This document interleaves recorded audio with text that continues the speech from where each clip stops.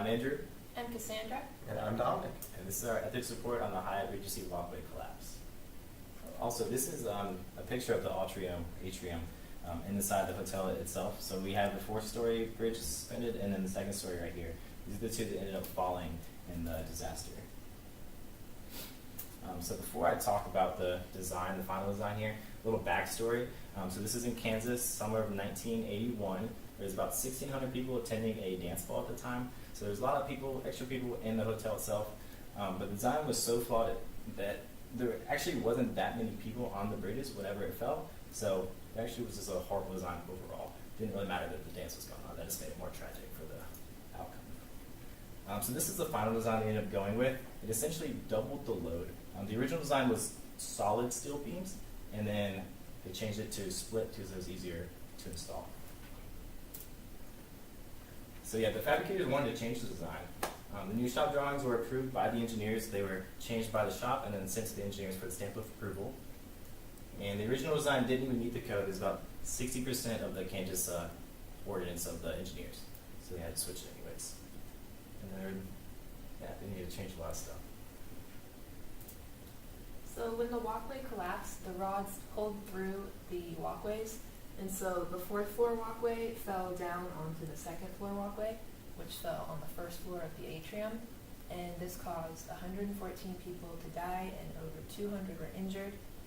And the engineers and the engineering firm were both charged with gross negligence, and the head engineers in charge lost the ability to practice engineering in the states of Missouri and Texas, but they are now currently still practicing in other states.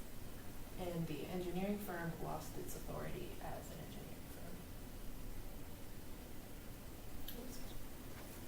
firm. Alrighty. Now, there were some very clear ethics violations. 3 that we wanted to point out to you all is that engineers shall hold paramount the safety, health, and welfare of the public in the performance of their professional duties. Now, this was obviously broken many times. Not only did the engineers approve of a change in their design that drastically made their design unsafe, but also the design before it wasn't safe at all. It didn't meet the parameters of Kansas City safety codes. Now, if that's not gross neglect, I don't know what is. Now, our second point is that engineers shall disclose knowledge of any matter involving another member's alleged violation of this code of ethics.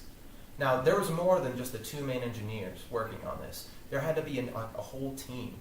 Now, the fact that none of them wanted to report that there were safety issues, and you know they had to know, because they make you go through the code over and over again. The fact that none of them reported any issues is a serious violation of ethics as well. If you know something is going on, you need to report it to the proper authorities.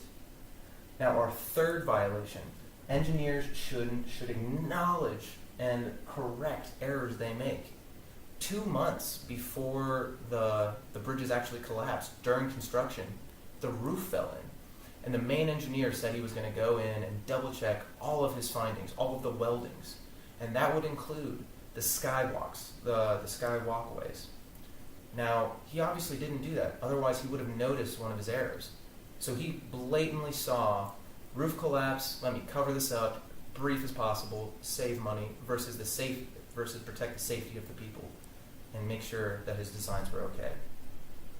Bottom line, this was an incident that cost many lives, injured many people, and cost millions of dollars for everyone involved. We shouldn't do this ever again.